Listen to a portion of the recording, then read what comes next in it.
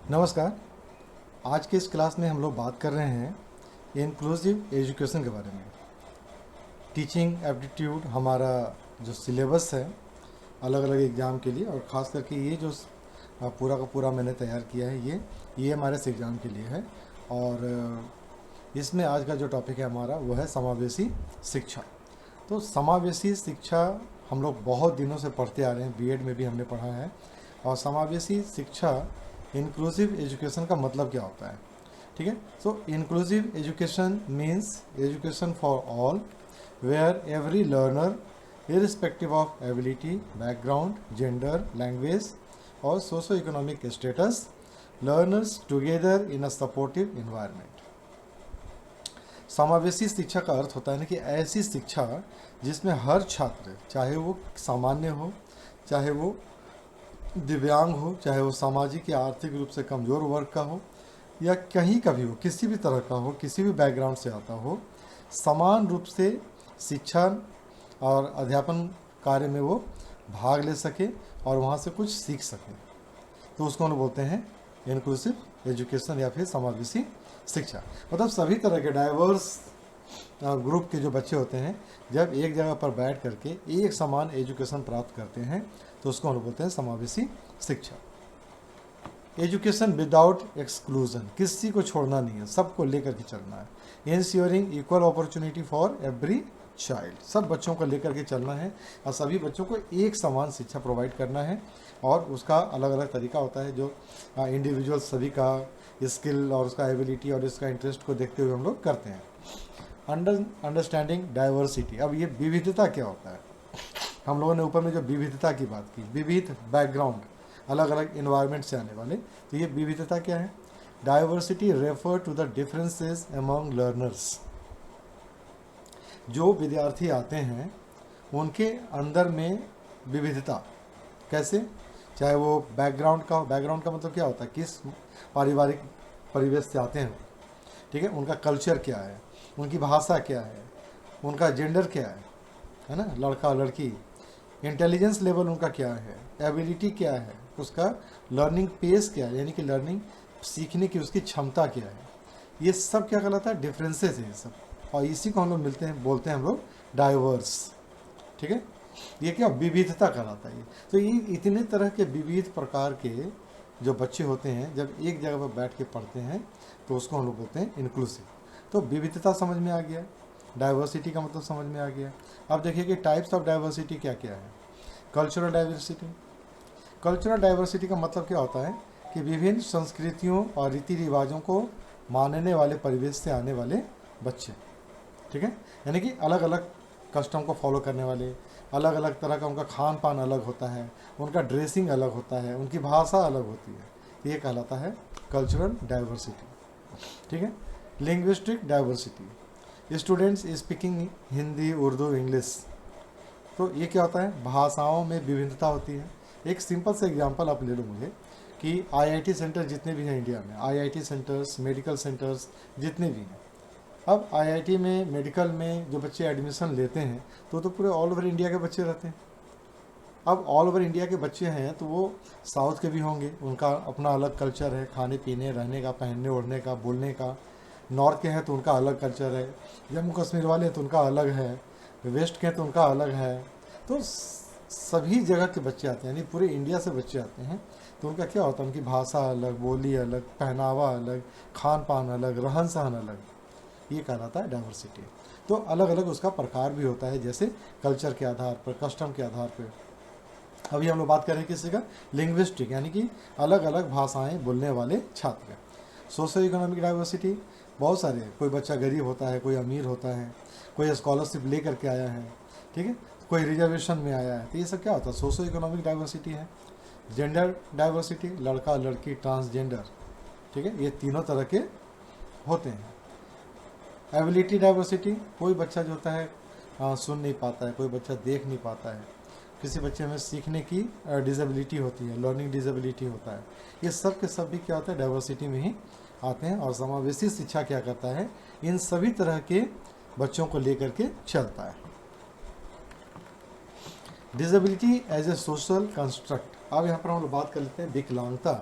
तो विकलांगता क्या है, एक सामाजिक निर्माण के रूप में, ठीक है, विकलांगता को हम लोग ले रहे हैं। Traditionally disability was viewed as an individual defect, है ना, डिफेक्ट के रूप में देखा जाता है। But modern understanding sees it is a social construct created by attitude, environment and barrier that limit participation, ठीक है। अब ये कह रहा है कि विकलांगता पहले माना जाता था कि विकलांगता क्या है, एक प्रकार का कमजोरी है, ठीक है, परंतु आज के परिप्रेक्ष्य में अगर इसको हम लोग देखते हैं तो इसको हम लोग बोलते हैं कि समाज के द्वारा निर्मित बाधाओं का परिणाम होता है ये डिसेबिलिटी। ये क्या सोशल कंस्ट्रक्ट है, ये सोसाइटी का बनाया हुआ है ये, ठीक है, ये गॉड गिफ्टेड नहीं है, सोसाइटी का बनाया हुआ है, ठीक है। हम लोग क्या करते हैं, नकारात्मक दृष्टिकोण अपनाते हैं ऐसे बच्चों के, असुलभ वातावरण, उनके लिए इन्वायरमेंट अच्छा नहीं बनाते हैं, उनके लिए जीना मुश्किल कर देते हैं और उनके लिए संसाधन की कमी होती है। तो ये सब क्या हो रहा है, ये सब हम ही लोग का बनाया हुआ है और इसी चीज़ को आज के समय में पाटा जा रहा है, किसके माध्यम से, NEP 2020 के माध्यम से। अब आप देखिएगा अभी बिहार में इलेक्शन होने वाला है, अब जितने भी स्कूल हैं उसमें सभी पर अब ये बन रहा है, रैंप बन रहा है। रैंप क्यों बनाया जा रहा है भैया, डाइवर्स, है ना, डाइवर्स कल्चर के लोग आएंगे वहाँ पर, ठीक है, जिसमें विकलांग भी होंगे, दिव्यांग भी होंगे। अब वो चढ़ेंगे कैसे, बुजुर्ग होंगे, सीढ़ी चढ़ने में दिक्कत होगा, तो वहाँ पर हम लोग क्या कर रहे हैं, रैंप लग रहा है हर एक स्कूल में उनके लिए। तो ये क्या होता है ना कि उस जगह पर सभी तरह के लोग आ सकें, ठीक है, चाहे वो कैसे भी हों। तो ये सारी चीज़ों को हम लोग बोलते हैं कि अब हम लोग इसको धीरे धीरे, ये जो सामाजिक जो बाधाएं हैं, बैरियर है, उसको धीरे धीरे हम लोग तोड़ रहे हैं। इम्प्लीकेशन फॉर टीचर्स, टीचर इसको कैसे अपने क्लासरूम में करेगा। Teachers must remove barrier physical, attitudinal and instructional to make classroom inclusive. अब ये टीचर का रोल है कि वो क्लासरूम में इस तरह की बाधाओं को दूर करें। अगर कोई बच्चा फिजिकली चैलेंज्ड है तो क्या करना है, उसको हंसी तो उड़ाना नहीं है क्लास में, आप उसको इनकरेज करेंगे, आप दूसरे लोगों को मोटिवेट करेंगे इनके साथ कोऑपरेट करने के लिए, इनको सहयोग करने के लिए, ठीक है। और एटीट्यूड, इस तरह के व्यवहार में भी परिवर्तन लाना है बच्चों का, और इसके लिए आपको बार बार इंस्ट्रक्शन देते रहना है, जिससे कि बच्चे जो हैं वो इन सब चीज़ों को समझें और उनके साथ एक समान बच्चों की जैसा व्यवहार करें। तो ये रोल किसका है, ये टीचर का काम होता है ये।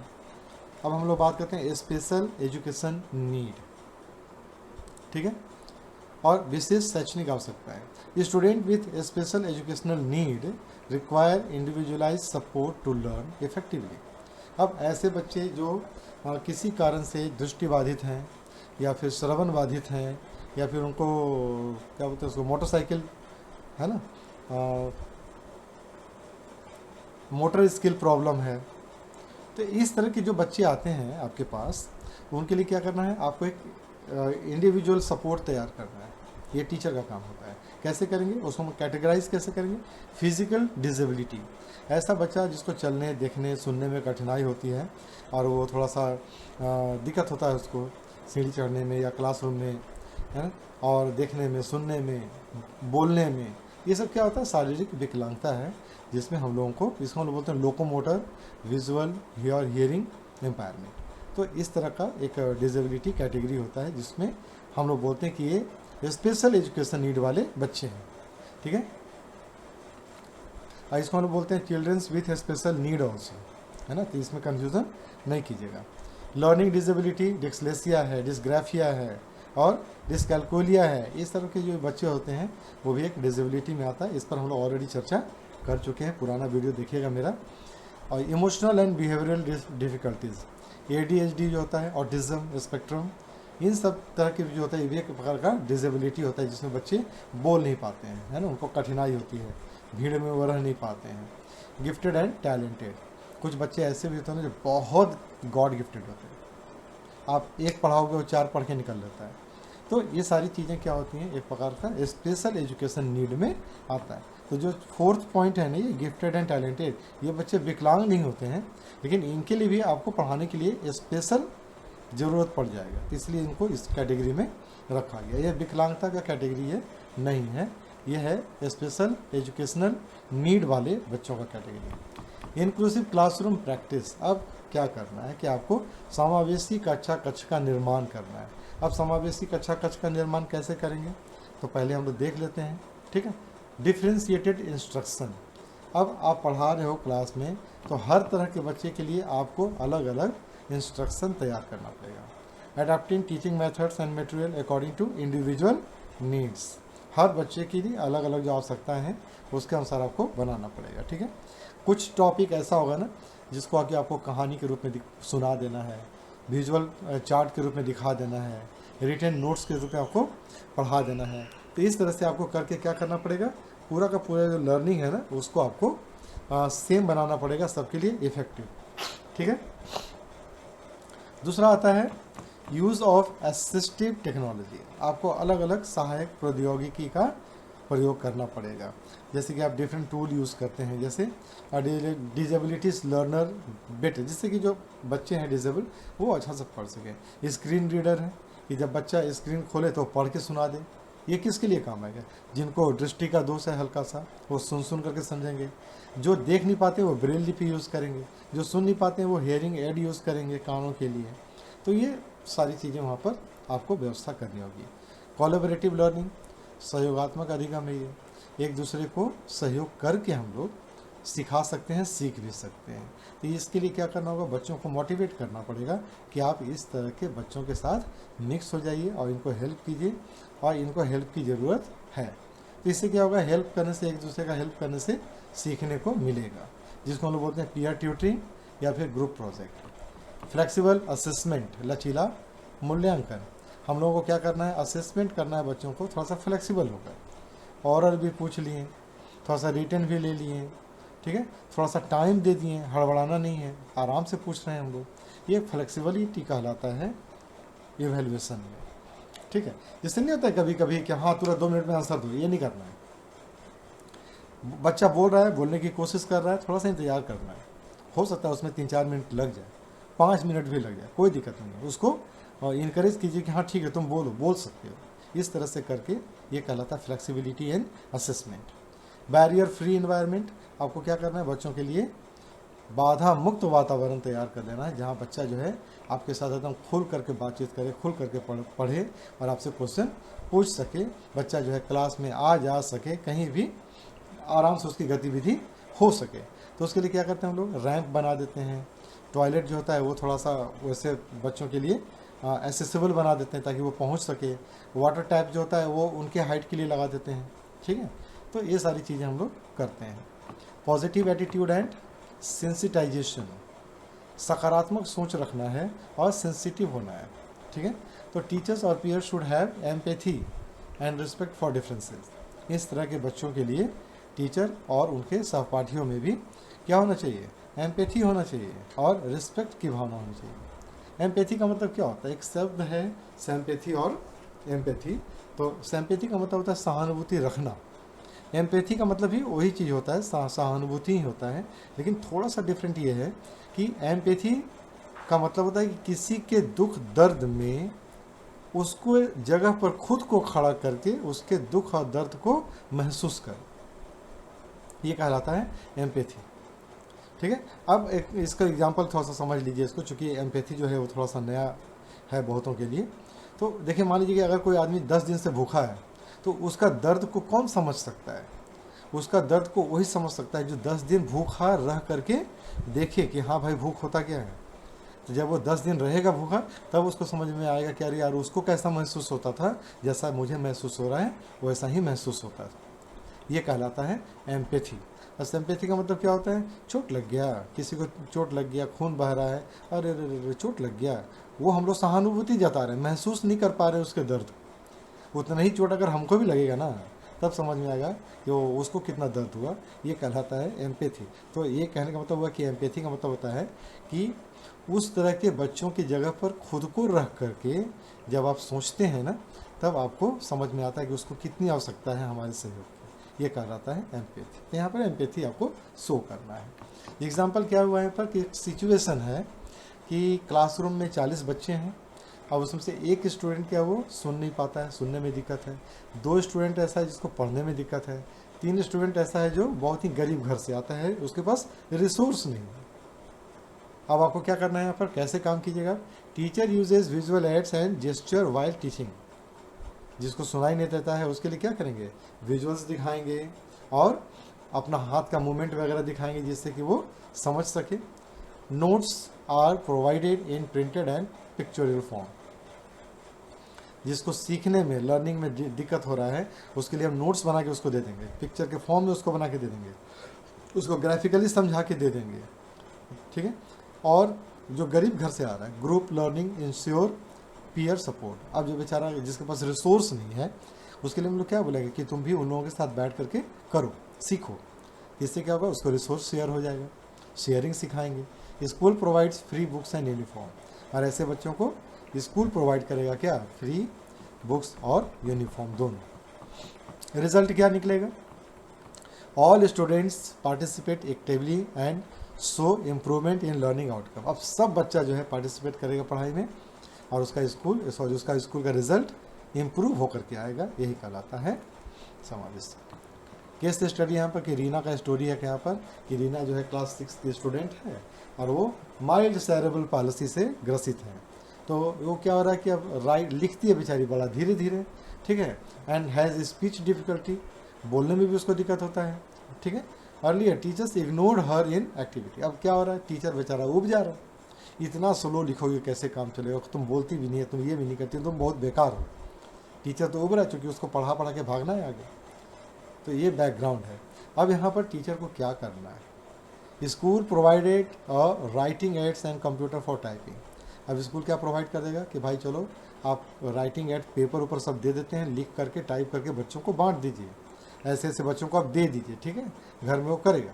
Teacher assign a peer body for group work. उसके साथ एक और बच्चों को, 2-3 बच्चों को जोड़ देंगे कि जब तुम प्रैक्टिकल करो तो तुम्हारे साथ वो भी रहेगा, उसके साथ मिलकर तुमको करना है जिससे कि वो भी सीख जाए। Encourage Reena to present via picture and chart. अब रीना को इनकरेज करेंगे कैसे, उसको पिक्चर और चार्ट के सहायता से समझा करके। ये किसका काम है, टीचर का काम है। ऊब करके भागिएगा तो होगा नहीं, और इस तरह से काम कीजिएगा थोड़ा सा तो बच्चे आपसे जुड़ जाएंगे, एहसान मानेंगे आपका, भगवान मान लेंगे आपको। आउटकम क्या निकला, रीना जो है वो पार्टिसिपेशन उसका बढ़ गया, उसका कॉन्फिडेंस ग्रो कर गया, क्लासमेट के साथ में वो अच्छी तरह से घुल मिल करके अब पढ़ रही है, समझ रही है, और क्लासमेट भी उसको हेल्प कर रहा है, उसके साथ अपना एम्पैथी शो कर रहा है, टीम वर्क दिखा रहा है। तो लेसन फॉर टीचर, अब टीचर के लिए क्या हो गया कि inclusive practice not only support the child with special need but also improve classroom harmony and learning for all. इससे केवल उन बच्चों को लाभ नहीं होता है, इससे क्लास का वातावरण भी अच्छा होता है और लर्निंग, सीखने के लिए, सिखाने के लिए एक उपयुक्त वातावरण का निर्माण होता है, ठीक है। अब कंक्लूजन क्या निकला इस पूरे इंक्लूसिव एजुकेशन का, is not just about placing all children in a one classroom. अब सब तरह के बच्चों को एक ही क्लासरूम में ला करके बैठा देना इंक्लूसिव एजुकेशन नहीं होता है। क्या होता है, अबाउट ट्रांसफॉर्मिंग द सिस्टम। पूरे सिस्टम को ट्रांसफॉर्म कर दीजिए, चेंज कर दीजिए, बदल दीजिए, to respond to individual differences. सभी के इंडिविजुअल्स जो डिफरेंसेस हैं उसको दूर करते हुए या उसके रहते हुए भी अगर आप सभी बच्चों में चेंज लाते हैं, ये कहलाता है इंक्लूसिव एजुकेशन, ठीक है। तो inclusive education is not a favour, it is every child's right. अब सबसे बड़ी बात यह है ना कि इंक्लूसिव एजुकेशन देकर के आप बच्चों पर एहसान नहीं कर रहे हैं। ये कभी नहीं सोचना है टीचर को अपने माइंड में कि हम एहसान कर रहे हैं बच्चों पर। ये हर बच्चे का अधिकार है सीखने का, जानने का, आगे बढ़ने का, हम केवल उनका अधिकार उनको दे रहे हैं, यही है। तो समावेश कोई उपकार नहीं है, ये हर बच्चे का अधिकार है। इसको हम लोग जब माइंड में लेके जाएंगे तो हम हर बच्चे के लिए काम आएंगे।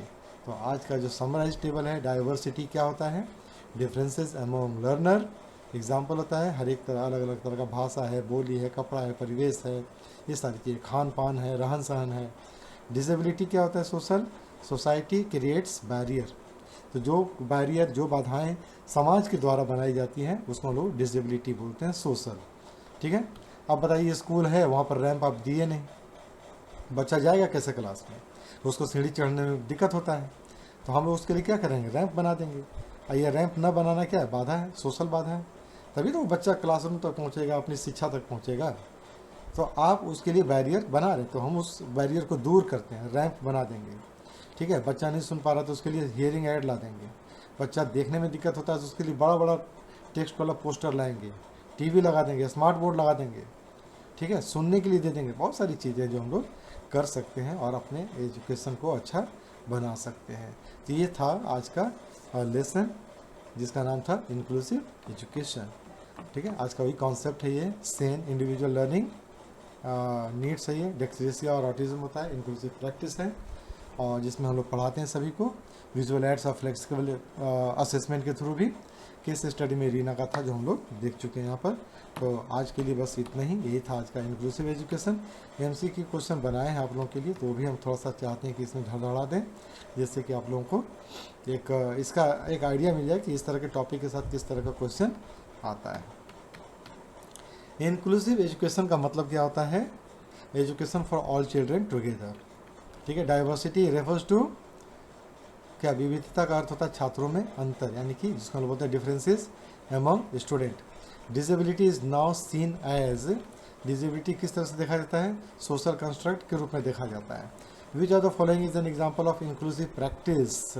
इसका सही आंसर क्या हो गया? Using flexible assessment. The main goal of inclusive education is equal learning opportunities for all. The term special educational need refers to students who need special learning support. Inclusive classroom focus on individual differences, and inclusive teachers must have empathy and sensitivity. Which of these is not a barrier of inclusion? वो क्या होता है? Ramps and accessibility. तो जब ramp बना दिए हैं, पहुंच हो जा रहा है, तो वो बैरियर नहीं है। एक लास्ट क्वेश्चन देख लेते हैं, और जो पूरा का पूरा एमसीक्यू है वो हम लोग फिर से अलग सेशन में देखेंगे। इन इंक्लूसिव एजुकेशन करिकुलम शुड भी क्या होना चाहिए? फ्लेक्सिबल एंड एडेप्टिव होना चाहिए।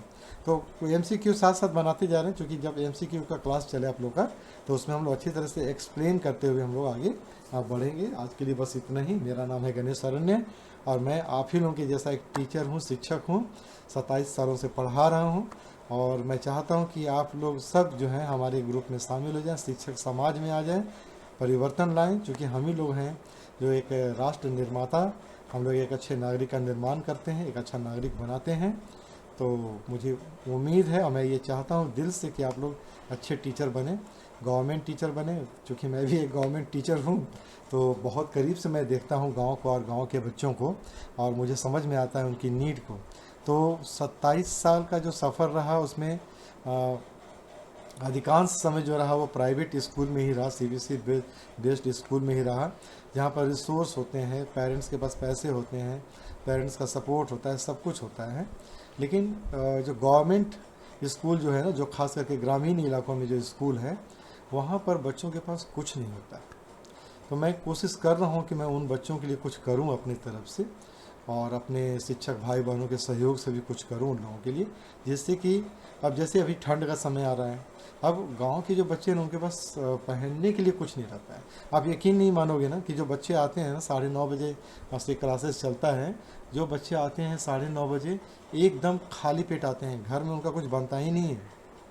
9:30 बजे तो कुछ बनता नहीं है, उन लोग के घर में खाना ही बनता है, पहला खाना बनता है उन लोग के पास 11 के बाद ही बनता है, ऐसा बच्चे खुद बताते हैं। अब सोचिए कि उनको बैठे रहना पड़ता है क्लास में 3:30-4 बजे तक, भूखे प्यासे ऐसे ही बैठते हैं। तो बहुत अच्छा नहीं लगता है ना, जब बच्चे जैसे ही 2:30 बजता है, 2-2:30 बजता है, वो बच्चे जो होते हैं ना वो बोलना शुरू कर देते हैं, घर जाएं घर जाएं, और तब पता चलता है ना कि वो खाना खा के आते ही नहीं। तो सोचो, तब पता चलता नहीं कि यार गाँव में क्या स्थिति है। ठीक है, और जिनके पास थोड़ा मोड़ा पैसा था, जिनकी स्थिति गांव में भी आज के समय में भी जिनकी स्थिति अच्छी है ना, वो तो शहर चले जाते हैं भाग कर, वो शहर में पढ़ रहे हैं प्राइवेट स्कूल में। लेकिन जिनकी स्थिति अच्छी नहीं है वो क्या कर रहे हैं? गांव में ही आते हैं स्कूल में। अब तो स्कूलों की स्थिति बहुत अच्छी है, बहुत सारे टीचर हैं, सारे सब्जेक्ट के टीचर अब भरे हुए हैं स्कूल में, तो पढ़ाई के लिए तो कुछ सोचना ही नहीं है, बहुत सब वेल क्वालिफाइड टीचर्स सभी लोग हैं। तो लेकिन बच्चों की स्थिति, गाँव वालों की स्थिति तो उतनी अच्छी और नहीं है। तो इस पर है थोड़ा सा काम करने की ज़रूरत, हम लोग करेंगे इस पर। चलिए आज के लिए बस इतना ही। आप लोगों का बहुत टाइम लिया मैंने इसमें, और आप लोग इसी तरह से सीखते रहिए, अच्छा करते रहिए, कमेंट में आप लोग लिखते रहिए, बहुत अच्छा लगता है, मज़ा आता है पढ़ कर। और कल फिर मिलेंगे हम लोग। और यकीन मानिए आप लोगों के लिए मैंने 5,000 6,000 मेरे पास बहुत सारे क्वेश्चंस हैं।